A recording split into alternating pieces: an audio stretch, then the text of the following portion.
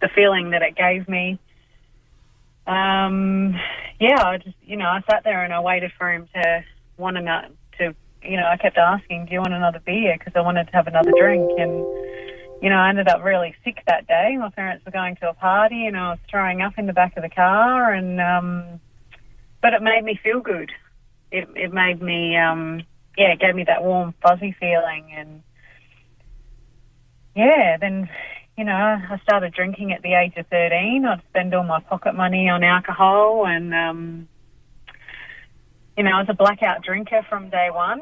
I'd drink a lot and black out and not remember getting home, and then I'd be, I'd get grounded for coming home late. I'd be chucking up, and it just caused problems at home. So eventually my parents said, when you get a job, you can move out, and that's what I did. I couldn't wait till I got that job and I could move out, and and I didn't have to answer to anyone. And then, moved out on my own, and the drinking got worse because I didn't have to, I could drink more, and it got, it wasn't just weekends, it was during the week. And I just thought that was normal for somebody my age. I thought, everybody parties that hard at my age. And I thought, when I have kids and a family, I'll settle down. And, it didn't work like that. Got myself in lots of trouble, car accidents, hit and run accidents, assaulting police officers, driving around with a bottle of alcohol in my car, turning up to work drunk in a blackout, not knowing what I'd done or, what time I'd left work. And, it was a real problem, but I couldn't see it. Everybody else around me could see it. And,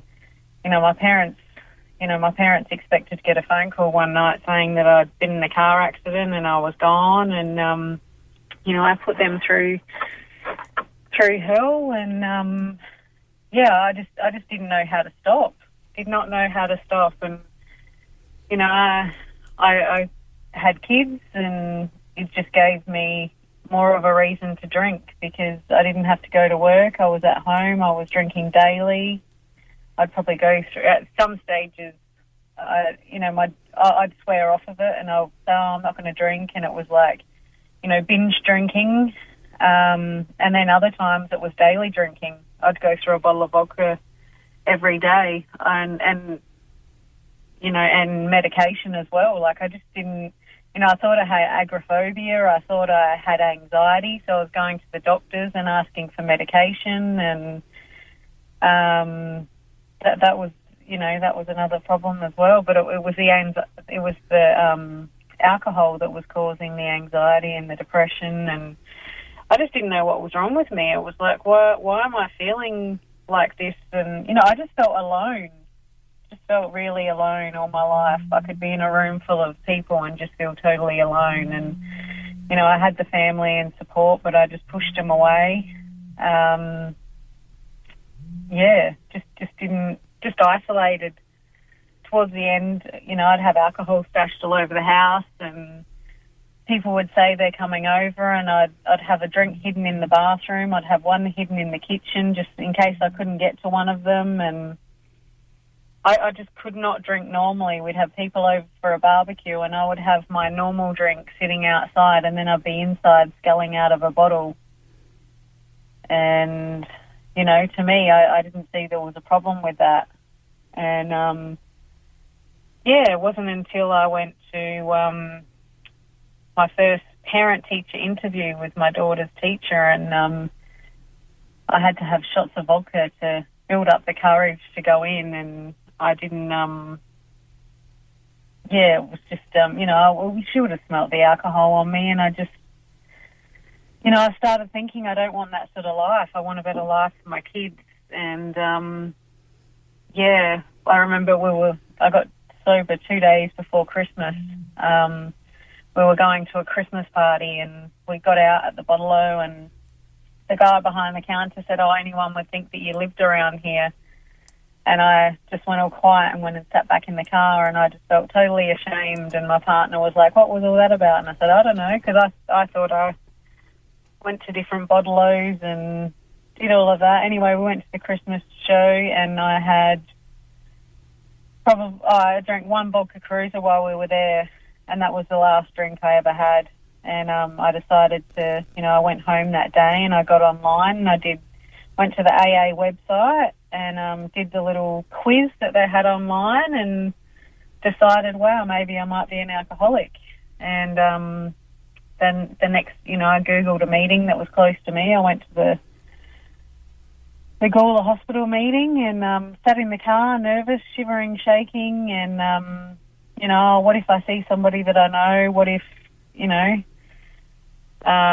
what if they know that I'm new or whatever, that fear. And, I walked into that meeting and I just broke down because I heard people's stories and I heard, they were telling my story, and I just felt it was nothing what I imagined an Alcoholics Anonymous meeting would be. And, I just found that I felt at home and I'd found a solution to my problem.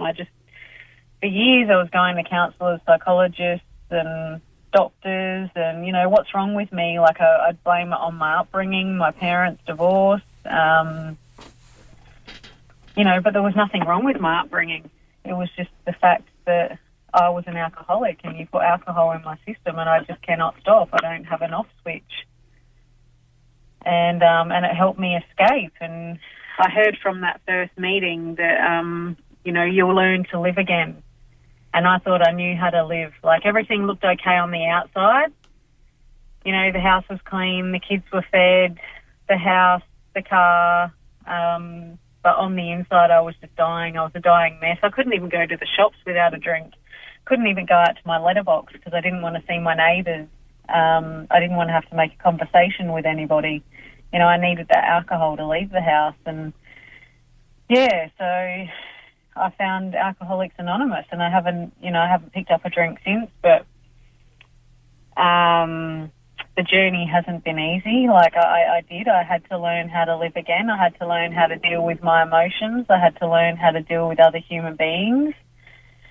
I had to learn, day-to-day things because, even the gardening, I would have a few drinks to do the gardening or to do the housework and, cooking and all of that sort of stuff. I had to learn to do it sober, and it was raw. And I got accepted into my nursing 6 months into my sobriety, and I had to learn to deal with other people in my class and, and learn to catch public transport sober. And, that was hard. I had a sponsor. I had somebody to guide me. I was ringing my sponsor daily and sometimes a few times a day because I didn't know how to deal with certain situations or, I just needed that advice. I really did have to learn to live again. And, today I have faith that everything's going to be okay. AA's shown me it's a spiritual program and, I have a higher power. I believe in a power greater than myself and, and that's got me through a lot of the days as well. I'm not alone. I go to a meeting and there's like-minded people that I can relate to and I can share about what's going on my mind. For years my parents paid for psychologists and, and I just didn't get anything out of them. I can go to a meeting today and I leave with that peace. And, when I was drinking, I just had a head that wouldn't shut up. It was just continuous and negative and, slowly but surely I've nearly got 7 years up of sobriety and, just a day at a time. But, slowly my mind has eased and I'm learning things about myself and, about my behaviours and about other people and, because when I was drinking, it was all everybody else's fault. I never looked at me. I was always pointing the finger at everybody else. If you didn't do this to me, I wouldn't have done that. And, that blame. But it was me, And I've learnt to set boundaries and I've learnt to, not people please. And I've just learnt how to live life without alcohol and, not every day is a good day, but it's a lot better than what it was when I was drinking. I don't have to pick up a drink today to, to get through the day, or a drug, or just anything. And I'm a part of my kids' lives today. I can do things with them. It's about, it's not just about me, it's about other people and, giving back. And, I was self-centered when I first got sober. It was, whatever, it was about me, but it's not today. It's about others. And, I don't know. I've just got a life today that I can be a part of the community. Like, I was never a part of, I can go to the gym. The first time I ever went to the gym when I was drinking, I'd had shots of vodka and it was sweating out in my system. You can probably smell it from a mile away. And, I couldn't even, when I first got sober, I couldn't even make conversations with people. Like, I just didn't know, I could say hi, bye, but I didn't know how to hold that conversation. And now, I've learned to communicate with other human beings and learned to, live a normal life. And, I'm grateful. And there was that shame around my alcoholism when I first got sober. Today I'm not ashamed of it. I work in a doctor's surgery, and one of the doctors today gave us all a bottle of wine. And only a few people know there that I'm a recovering alcoholic. And but I said to the doctor, I don't drink. I said I'm allergic to alcohol. And some people don't get that, but I am. As soon as I have a drink, I can't stop, and it sets off that compulsion. And so for me, I can't have that one drink. I will never be able to have just one drink, because that one drink is, the first drink that does the damage. I'll have that one drink and I'll just continuously, I won't stop. And, I don't know. I just don't have that off switch with alcohol. And I know that it's not going to make anything better. So, I think, I don't know. I think I'll leave it there. What do you think was your rock bottom?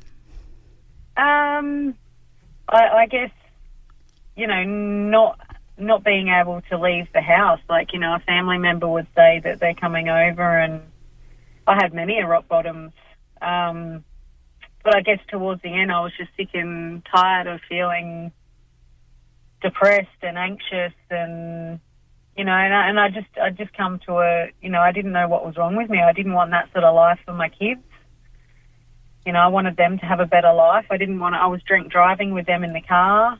Just to go and visit people, I'd have to get a 6-pack of alcohol, and just to get that courage to get out. And I just didn't want to live like that anymore. What do you think's been the most helpful part about Alcoholics Anonymous? I guess the support and other people's stories, because I can relate and I don't feel alone. Like, everybody understands how you feel, and, and the more, you share, the better you feel. So I guess it's about more being open as well about what's going on inside of me. My sponsor taught me, like, you're only as sick as the secrets you keep. So it's about being honest with yourself and with other people. So, when you said you went to a psychologist, how did you find that? Did you find that they encouraged you to stop drinking, or was it just change your ways or something? Well, I guess I probably wasn't being honest about how I was drinking either. I'd say that I'd have a few wines. I wasn't being, I'd lie about how much I was drinking because I was in denial. And I guess a lot of the time, I've been to many psychologists and counsellors, and I guess they don't understand the addiction or the alcoholism. And it wasn't until, a lot of doctors don't understand it either, but, some do, but it's just, and I've learnt more in AA than what I have anywhere else. As regards Alcoholics Anonymous, do you get a lot of support from ladies in Alcoholics Anonymous? Is there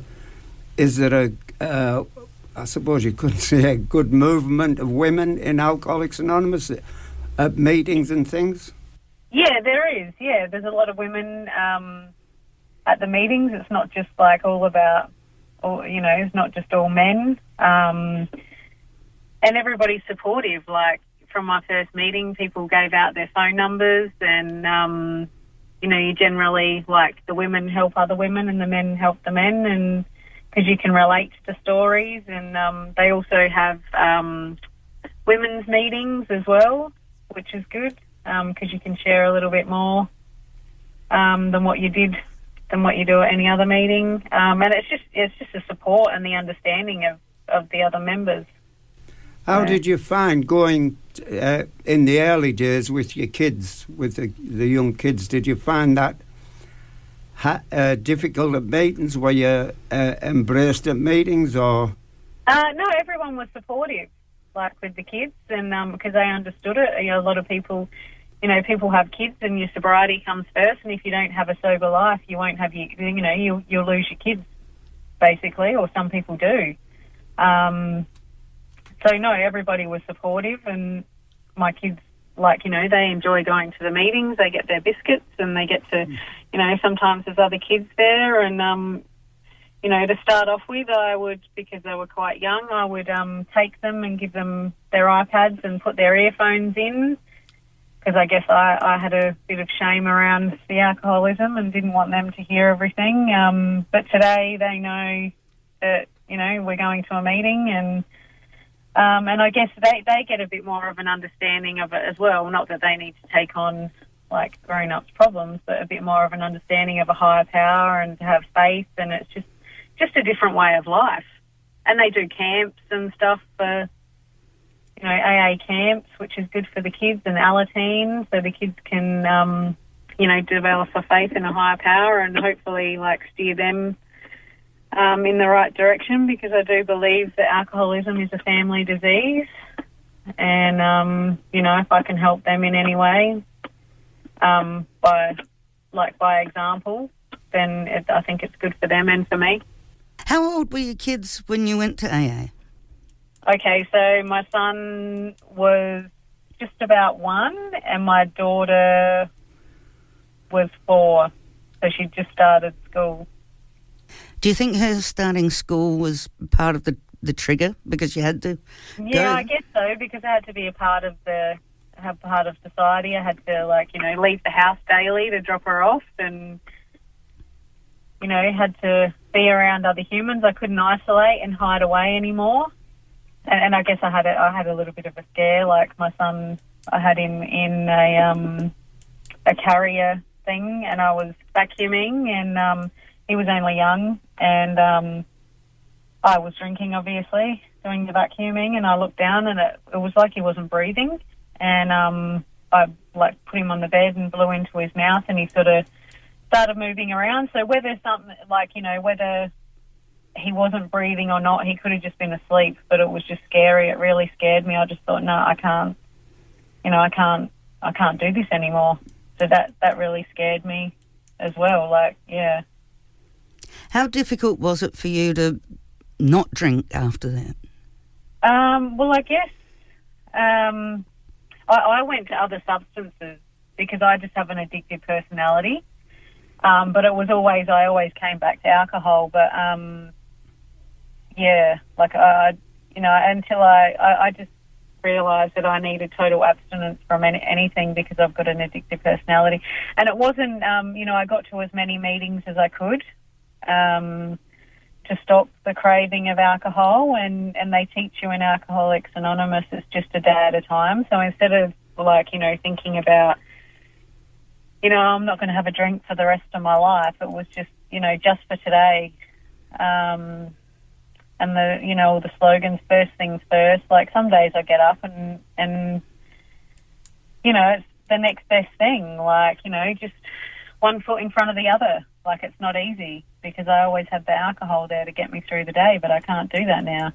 But it's a lot easier than what it was. I don't wake up feeling depressed and anxious and, who did I ring last night? Who did I abuse? What did I do? How did I get home? Is the car in the garage? Is the are the kids okay? I don't have to wake up, I can wake up feeling fresh and, knowing what I've done the night before. And, none of that, none of that guilt. I don't carry the guilt around anymore like I used to. And it's, I don't know, Alcoholics Anonymous has changed me. It's helped me become a more of an honest person. And, I didn't like who I was when I first got sober. I couldn't look people in the eye. I couldn't, just because I didn't like me, I couldn't walk into a room with my head up. Like now I can, I can have a conversation with people. I can be, as normal as I can be out there, and I can go to work and I can, be a part of it and not have to hide away from anything. I don't have that shame anymore, and the anxiety's, it's lifted. Some days you feel anxious, but it's nothing like it used to be. I thought I had agoraphobia when I was drinking. I can't leave the house, but it was what the alcohol was doing to my nervous system, and I was just full of fear. I was scared of everything and everyone, and today it's not like that. So it's definitely made a difference in my life, and I try and get to as many meetings as I can. When I first got sober, I just couldn't sit with me. I didn't like who I was, and some days if I didn't have the kids, I'd get to 2 or 3 meetings a day and, travelling around. But I think that's what kept me sober. Today I've sort of, I've got an all or nothing personality, so I go from one extreme to the other until I find that balance, and that's with everything. That can be with exercise, food, whatever, but and that's what it was like with my drinking. But now I get 2, 3, 4 meetings a week. I don't, that's what helps me. I go to a meeting I go to a meeting regardless if I'm having a bad day or not. But I go to a meeting and I leave and I feel like I'm on a natural high. It just helps getting all your feelings out. And I do say today, meetings are my medicine because they help with my head sometimes. And, because some days my head can be, I'm more positive than what I used to be, but some days my head can click into negative mode and I've got to readjust it. And, and it's easier to do that now that I've been sober. It wasn't as easy to do that when I was drinking. Thank you for having me. Welcome back. We have a number of local meetings in the area. There's a meeting every night in the Salisbury area. There's one Monday night meeting at Gawler at 8 p.m, Tuesday Elizabeth East at 8 p.m, Wednesday Elizabeth East at 8 p.m, Thursday at 2 Wells at 8 p.m, Friday in Salisbury at 8 p.m, Saturday at Devon Park at 12 o'clock, Sunday in Salisbury at 7 p.m. And for further details of your local meetings, please call 1300 22 2222.